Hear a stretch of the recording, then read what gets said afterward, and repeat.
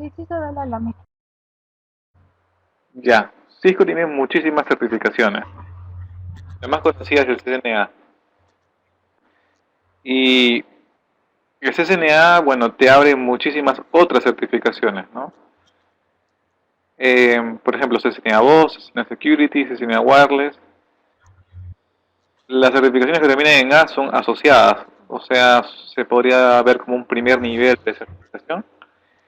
Y las certificaciones que terminan en P, P significa Professional, se podría ver como un segundo nivel de certificación, un nivel más alto todavía, ¿no?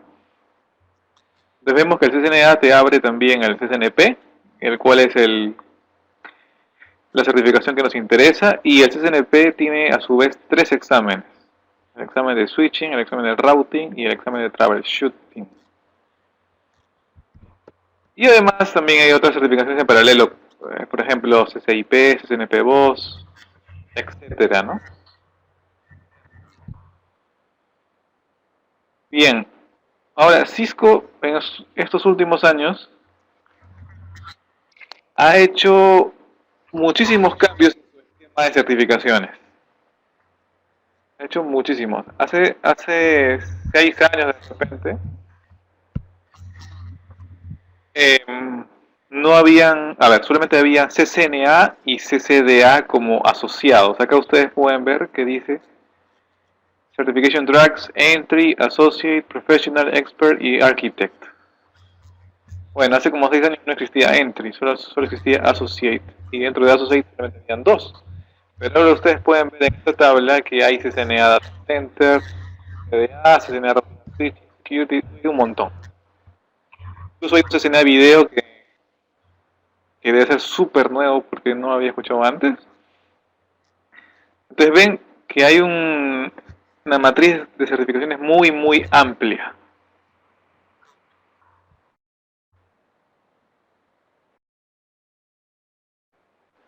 Ok, bueno, si quisieran dar el examen mmm, de routing a switching o cualquier examen de Cisco, podrían ingresar a esta página que es pearsonview.com/Cisco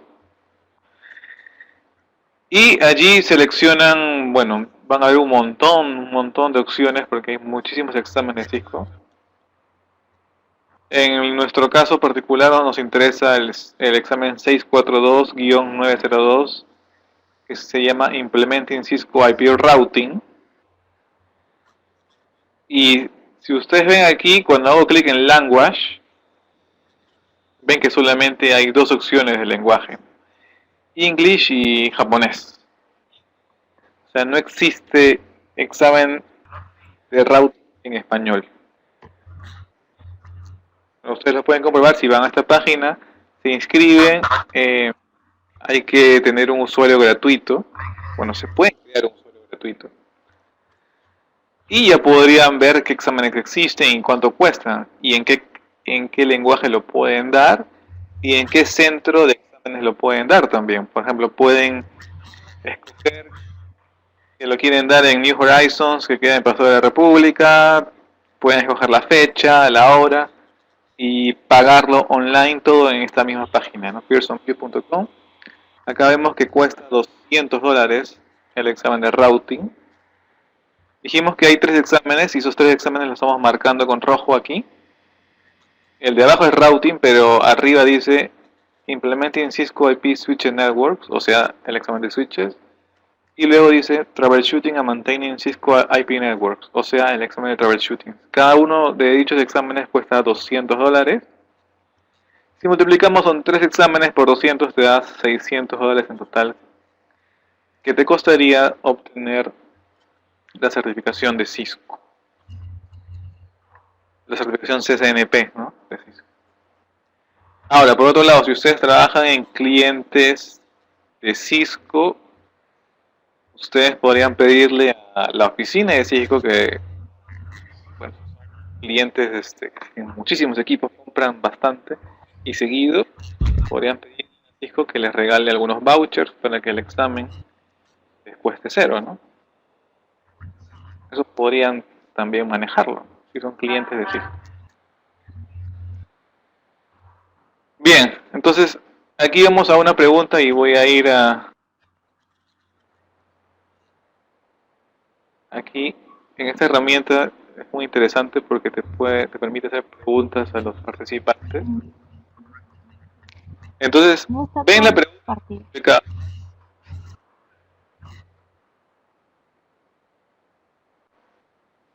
¿Ves, Mireia, la pregunta publicada en el No, no ambiente? se ve. ¿No lo ves? Ahora sí. Ya, bacán. A ver. Ha contestado Julio.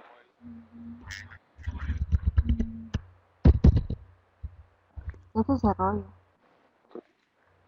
Sí, se cerró porque... Bueno, voy a responder de nuevo porque parece que lo cerré.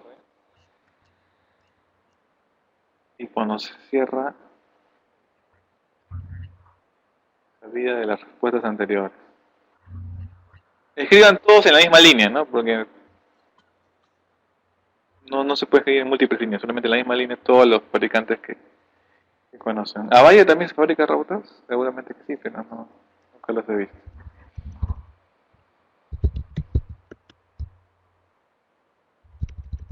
Sí. No, lo que pasa es que tienes que escribir en esa línea todos los routers que conozcas. Ahora escribiste sí y ya... Y ahora solamente se muestra. Ahí está. Ok, bueno, eso es simplemente un ejercicio para ver, hacer preguntas así al público, abiertas al público. Bueno, sí, contestaron, ¿no? Juniper, D-Link, TP-Link, TrendNet, Cisco, Huawei, Juniper, también Avaya habían dicho. Bueno, es interesante ver que acá hay muchas marcas diferentes, ¿no? D-Link, TP-Link y TrendNet son marcas que son para small business o para casas, que son muy baratas. Por otro lado, Juniper, Cisco, Huawei y Avaya es más para enterprise, ¿no? Y justamente por ser enterprise son para empresas más grandes y son más caros porque tienen más funcionalidades.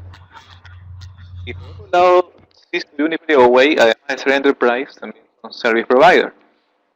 Service provider es otro mercado, ¿no? Muy diferente a un enterprise, porque los service providers son los que van a recibir el tráfico de todos los enterprise, o sea, deberían ser routers súper fuertes, súper especializados. Entonces ahí podemos ver tres líneas diferentes. Vamos a volver a vamos a ocultar esta pregunta, vamos a volver a la presentación. Ok. Y aquí mencionábamos también justamente algunas respuestas, ¿no? Ahí mencionábamos que un router no necesariamente es hardware y software, también podría ser solamente software. Pero antes de eso vamos a responder, ¿qué es un router? Según Wikipedia dice, un router es un equipo que se encarga de reenviar paquetes de datos entre redes de computadoras. Una definición bastante sencilla. Se encarga de reenviar paquetes de datos. ¿No? Forward, no creo que haya una traducción exacta en español, ¿no? Lo más parecido de forward creo que sería reenviar. Bien, y esto lo puede hacer un software.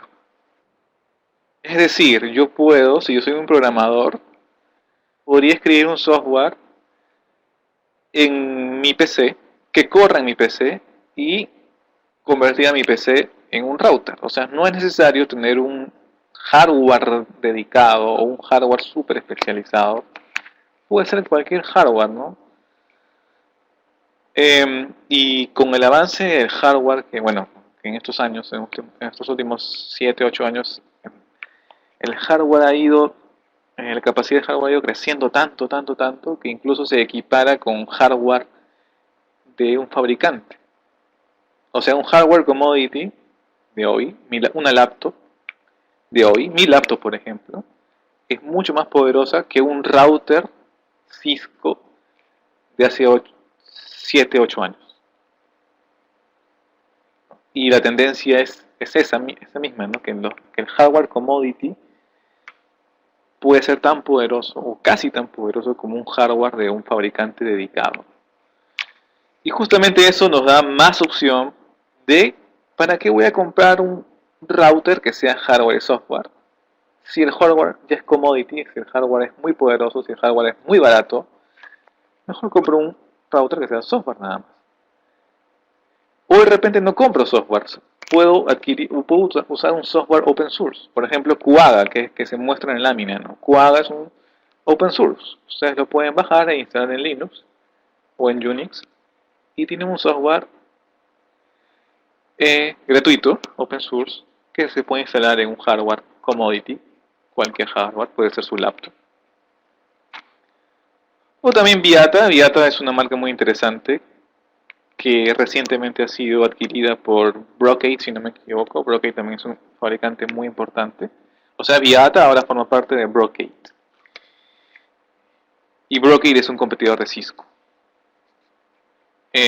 Viata es solo software y es un software que se compra, no es gratis, aunque también hay una versión gratuita de tests sin ningún tipo de soporte.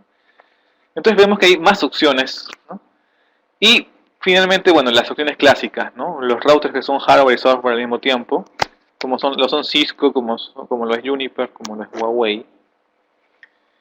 Aunque vale aclarar que con la tendencia a la virtualización, también aparecen routers virtuales. Y Cisco está próximo a sacar también un router virtual que se instala como una máquina virtual. Eso un poco lo vamos a ver más al final de la clase. Bien, entonces ahí vemos que hay bastante variedad, ¿no?, para escoger. Ahora, si vemos en la siguiente lámina, vemos que tenemos un Windows, y en Windows hay un comando que se llama routeprint. Muy bien, y el routeprint le muestra la tabla de rutas del Windows. Bueno, y si yo quisiera, puedo ejecutar el comando routeadd, que lo ven acá abajito. Routeadd, el prefijo, la máscara, el siguiente salto, la métrica, la interfaz. Con ese comando routeadd yo puedo agregar una ruta estática en Windows. Entonces la pregunta sería, ¿significa que Windows es un router por defecto o no es un router? ¿Será un router o no será un router? Y lo mismo en Linux, ¿no? Cuando ustedes instalan un Linux, tienen el comando route o el comando netstat-rn y también les muestra la tabla de ruteo. Entonces, la pregunta es esa, ¿no? Los sistemas operativos tradicionales tienen tabla de rutas, pero ¿significará eso que también son routers? ¿Tú qué crees, Ricardo? No sé. Si me escuchas, si me puedes responder. ¿Tienen tabla de rutas? Claro, no necesariamente. Entonces es muy bueno aclarar eso, ¿no? Todo equipo que tenga una IP tiene una tabla de rutas, pero eso no lo convierte en router.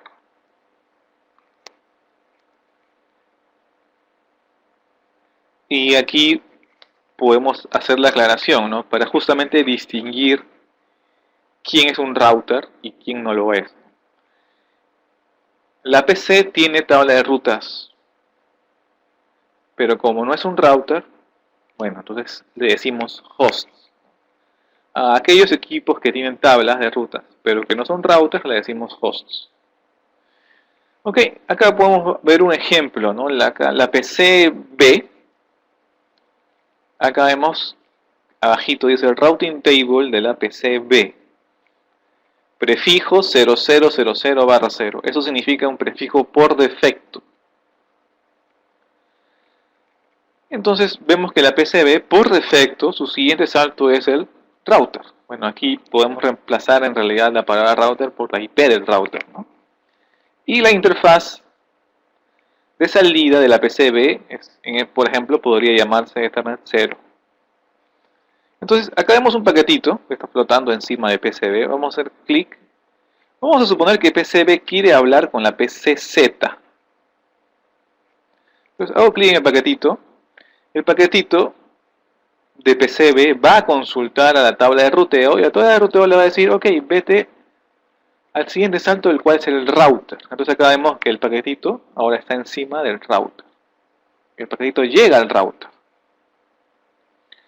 Y cuando llega al router, el router consulta su tabla de ruteo y va a decir, ok, este paquetito quiere ir a la quiere ir a la IP ZZZZ. Ok, vamos a ver en mi tabla de ruteo del router si hay algún prefijo y vemos que sí, efectivamente, hay un prefijo ZZZ0. Bueno, Julio ha salido o está volviendo a entrar, ok. Entonces estábamos diciendo que PCB le envía el paquete al router porque es su siguiente salto, porque eso es lo que indica la tabla de ruteo de la PCB. Cuando el paquete llega al router, el router examina el paquete, mira la IP destino, ve que la IP destino es ZZZZ, consulta si hay algún prefijo que le haga match, y existe el prefijo ZZZ0/24 que le hace match a la IP destino ZZZZ. Entonces el router dice, ok, sí le hago match al prefijo y le voy a hacer caso al siguiente salto de dicho prefijo, el cual es el router XXXX. Entonces el paquete, ahora voy a hacer clic al paquete, se le va a enviar a dicho router XXXX. Y así sucesivamente, el router XXXX tendrá un prefijo en su tabla de ruteo que apunte a la IP ZZZZ y finalmente va a llegar a dicha PC. Entonces, vemos que ese es el comportamiento, el routing se hace salto por salto, lo cual para estos tiempos es un poco fastidioso porque las redes son tan pero tan grandes ahora que podrían haber decenas de routers y si hubiera algún problema tendrías que examinar router por router, uno por uno, en donde está la falla. ¿Okay? Aprovechando ese comentario, existe esfuerzos en el networking de dejar de tener ese comportamiento uno por uno, ¿no? Yo tengo que configurar switch por switch, router por router, todas las redes que configuramos se configuran uno por uno. ¿Qué pasaría si yo pudiera configurar todos los routers desde un solo lugar centralizado? Desde un controller centralizado. Es una tendencia que hay en el networking a tener un controller que configurara todos los routers. Si tengo 10 routers, ya no entraría uno por uno, sino entraría a un controller y ese controller automatizaría la configuración de los 10 routers. Aprovechando esa idea, ¿no? Esa es un poco fastidioso, es un poco, no sé, es muy manual. Lamentablemente el networking de hoy en día es muy manual, demasiado manual. Tienes que configurar router por router y si hay que hacer troubleshooting, hay que hacer troubleshooting router por router. Pero hay una tendencia en muchas tecnologías ahora, con una tendencia a hacerlo más automático y hacerlo ya con un control centralizado, ¿no? Pero eso ya escapa del tema del CCNP, eso son cosas muy nuevas. Y el networking siempre, cada año lanza cosas nuevas, eso es algo muy interesante. Pero también es un poco trabajoso estar pendiente de todas las cosas que aparecen cada año. Muchísimas cosas que aparecen en el networking, muy dinámico. Muy bien, pero volviendo al ejemplo, vimos que el router recibía el paquete de la PCB y lo reenviaba, y aquí justamente está el término que habíamos usado en Wikipedia. En Wikipedia decía es un equipo que hace forward, ¿no? Traducido forward al español, reenvía. Esa es una palabra clave, ¿no? El router reenvía, o sea que el paquete no era del router. volvamos de nuevo al principio, ¿no? En la PCB enviaba y el router reenvía, o sea, hace forward. Esa es la clave del routing. Y para diferenciarlo de un host, vamos a la siguiente lámina y vemos que la PCA, ahora hemos conectado una PCA que está detrás de PCB. Y resulta que la PCA también quiere hablar con la PCZ, cuya IP es ZZZZ. Y vemos la tabla de ruteo de la PCA y vemos que tiene una ruta por defecto que dice todo paquete enviado por PCA va a llegar a la PCB. Entonces hacemos clic en el paquete y vemos que el paquete llega a la PCB, pero la PCB no hace nada. ¿Pero por qué no hace nada? Si el paquete tenía destino ZZZZ y vemos que en la tabla de ruteo del PCB dice que todo paquete debe enviarse al router. Pero cuando llegó el paquete de la PCA a PCB, la PCB no hizo nada. Entonces, ¿no sería eso un poco contradictorio? Si la PCB dice enviar paquetes al router, ¿por qué cuando recibió un paquete de la PCA, la PCB no hizo nada? ¿Quién me puede decir por qué el paquete enviado de PCA hacia PCB fue descartado, a pesar de que en la tabla de ruteo dice enviar todos los paquetes al siguiente salto router?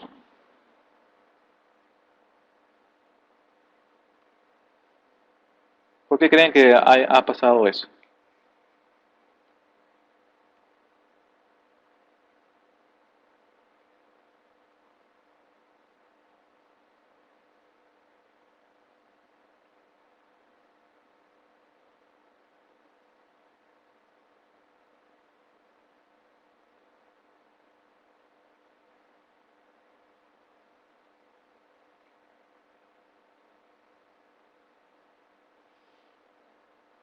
A ver, parece que están respondiendo.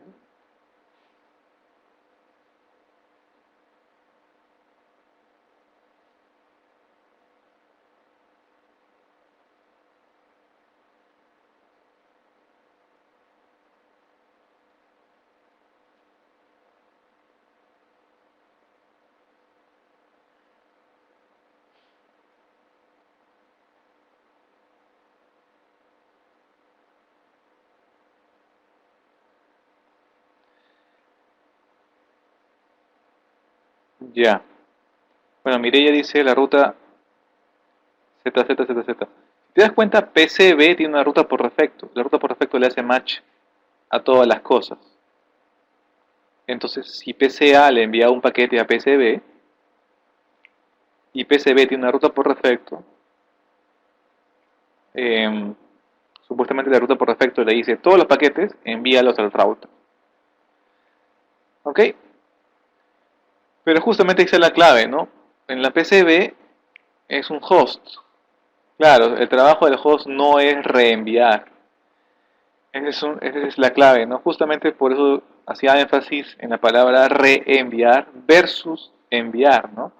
Lo que hace la tabla del router de una PC o de un host es solamente enviar sus propios paquetes. O sea, solamente los paquetes de la propia PC hacen match a su propia tabla de ruteo. La PCB no puede reenviar nada. O sea, si otro host le envía algo a la PCB no va a hacer nada con los paquetes de otro host, porque la PCB no reenvía nada. Esa es la diferencia fundamental, ¿no? La tabla de ruteo de un host solo atiende a los propios paquetes fabricados por dicho host. No atiende a nadie más. En cambio, un router atiende a los demás, atiende a todos. La tabla de ruteo de un router se atiende a sí mismo, o sea, se atiende a los paquetes fabricados por él mismo, y también atiende a los paquetes fabricados por cualquiera. Ok, como PCB le envió cosas al router, en el ejemplo anterior, el router atendía a los paquetes de PCB, porque esa es su función, una función pública, por decirlo de alguna manera, ¿no? Su función es atender a todo el mundo que acude a él. Tienes que atender a todo el mundo que acude ahí. Muy bien, esa es la idea del router, reenvía. En cambio el host no X son basados en Linux. Es lo curioso, ¿no? Están usando open source, están usando herramientas gratuitas para que Cisco ahora fabrique sobre eso sus propios sistemas operativos. Muy bien, ¿tendrán alguna consulta hasta aquí?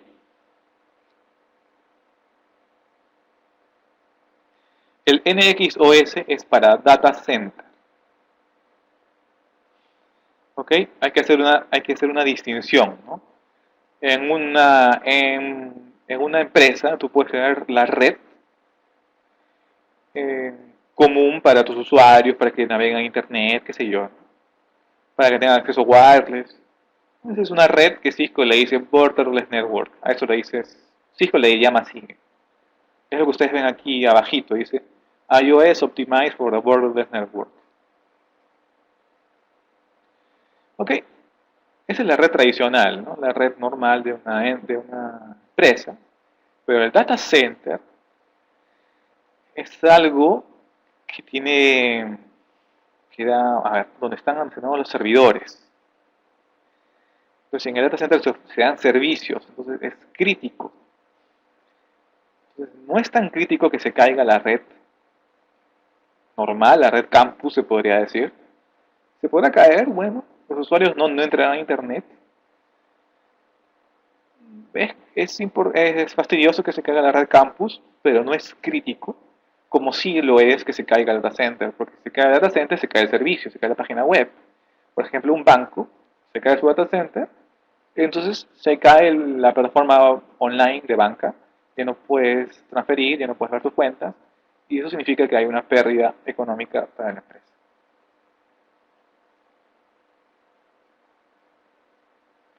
Es una diferencia entre data center y la red campus. Cisco a la red campus se llama la red borderless. Y por eso Cisco tiene equipos especializados para el data center. ¿Ok? Y tiene una certificación Cisco CCNP Data Center, que si no me equivoco creo que también. ¿Ok? Muy bien. Julio nos pregunta, ¿Cisco está presionando Linux? Sí. Cuando ustedes cargan el iOS XE, cuando ustedes cargan el iOS XR, van a ver que entre las muchas palabritas que salen cuando carga, sale por ahí Linux. A ver, su estabilidad. mm,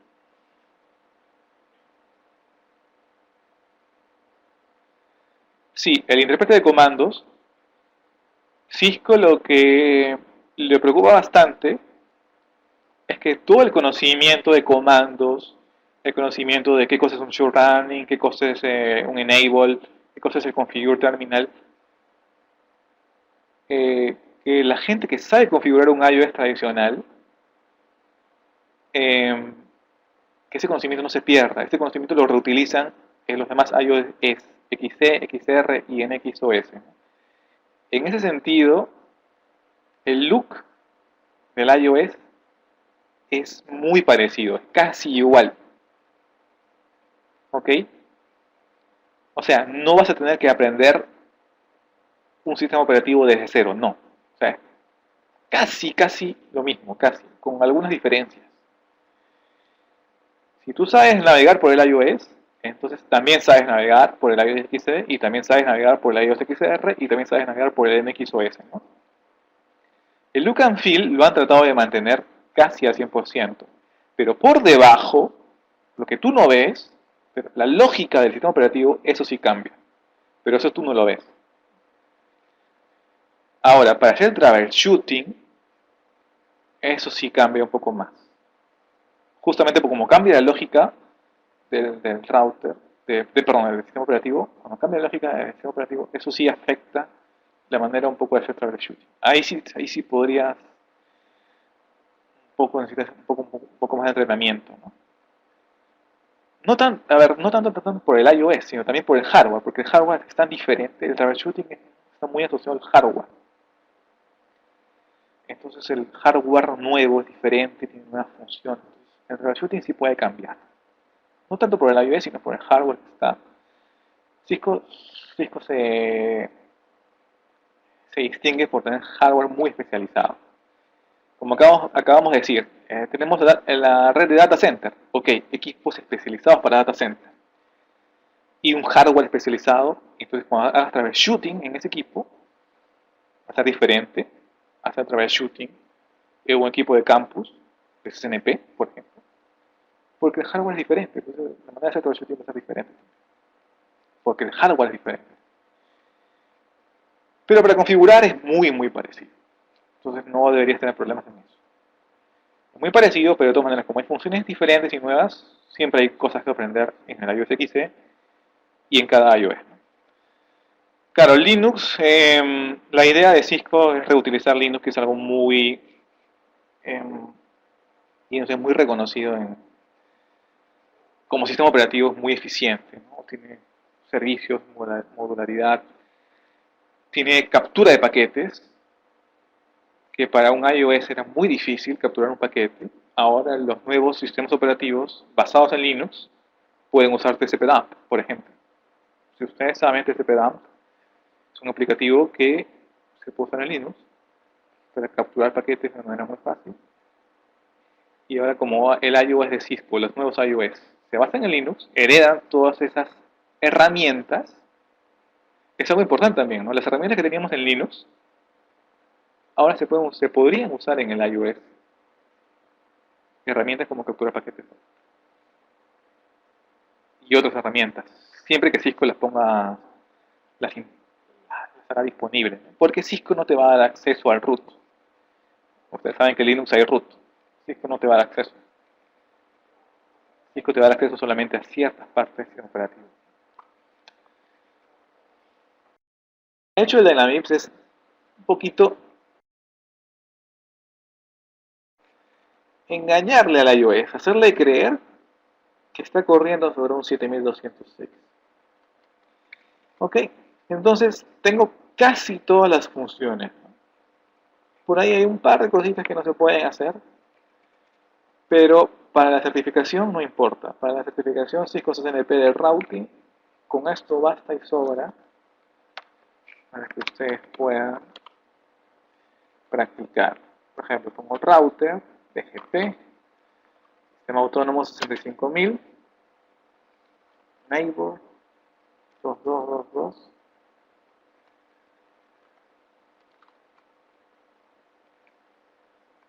remote apps 200. Ya está. Show IP protocols, y veo que ya tengo BGP funcionando en este router. Muy bien. Entonces, esto es poderosísimo, esto es muy útil. No es necesario tener, como les digo, routers de última generación ni nada por el estilo. Además, ustedes podrían conseguirlo, los routers de última generación, no hay ningún problema, ¿no? Pero ocupan espacio, consumen energía, son ruidosos. Entonces, yo les recomendaría que si pueden, si pudieran, sea un laboratorio en su propio laptop. Entonces es muy útil y esto es lo que vamos a usar nosotros para el curso. Si ustedes ven en la lámina, que creo que ya no se compartió,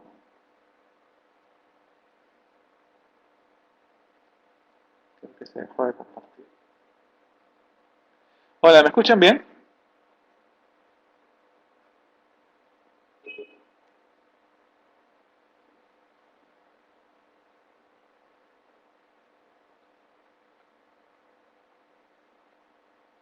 Sí, porque estoy ahorita. Lo que pasa es que cada vez que comparto algo se descomparte lo anterior. Así que estoy en ese problema ahorita. Ya, ahora sí. Sí, ven la lámina, ¿verdad? En la lámina ven que yo tengo 1, 2, 3, 4, 5, 6 routers. He estado simulando 6 routers. Y hay algo muy interesante. Si ustedes ven en esta lámina, hay una nubecita. Hay una nubecita. ¿Para qué sirve esa nubecita? Esa nubecita sirve para utilizar la tarjeta real de mi laptop la laptop o del servidor que ustedes estén usando. Es decir, yo puedo conectar estos routers que son emulados, los puedo conectar a través de mi tarjeta real de mi laptop, simbolizada por esta nube. Los puedo conectar a una red real. Eso es muy interesante. O sea, si yo tengo un router de verdad, puedo hacer que hable con este router emulado a través de esta nube. Y unir mis dos redes, mi red real y mi red emulada, las puedo unir a través de esta nube. Muy interesante eso. Y otra cosa también muy importante de la herramienta GNS3 es que interactúa con el sniffer, con el Wireshark. Y eso es lo que vamos a ver, lo que vamos a mostrar ahorita. Bueno, vamos a ver si lo puedo mostrar. Necesito dos routers. Están viendo, ¿verdad? Todavía mi GNS3 lo ven, ¿verdad? Como estoy cambiando de ventanas, de repente alguna se oculta.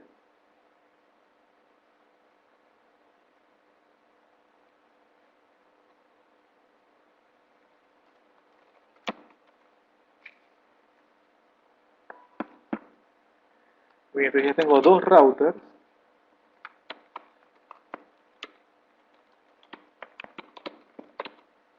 Y voy a prender la tarjeta, voy a poner la IP 10.10.10.1.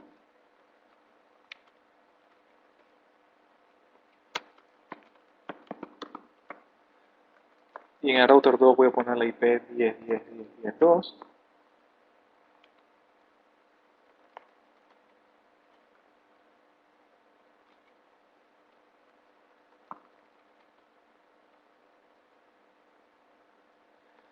Y vemos que ya le puedo hacer ping.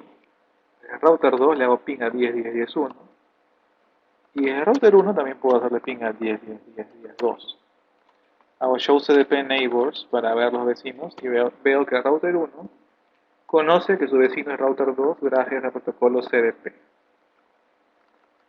Muy bien, es un pequeño laboratorio, pero lo importante de aquí era que le puedo hacer capture al router 1, a la gigabit 1, y le puedo decir class ssnp.pickup. Entonces lo que está haciendo es capturar en tiempo real los paquetes que atraviesan, que entran o salen de la interfaz gigabit 1 del router 1. Voy a generar más tráfico, voy a generar un pin 10.10.10.2 y un telnet 10.10.2 que va a fallar porque no he habilitado el telnet. Ok, ya falló, pero lo que me importaba a mí era fabricar los paquetes para mostrar en la captura. Ahora voy a terminar la captura con el comando no capture y ahora voy a ir, y ahorita no van a ver nada porque estoy revisando dónde está la captura. Habíamos creado un router con la IP 10.10.1 y la 10.10.10.2. Hicimos un ping, un telnet. Y aquí estamos viendo el telnet. Entonces, en el curso de SSNP Routing vamos a usar el GNS3 porque nos permite justamente esta flexibilidad para aprender, ¿no?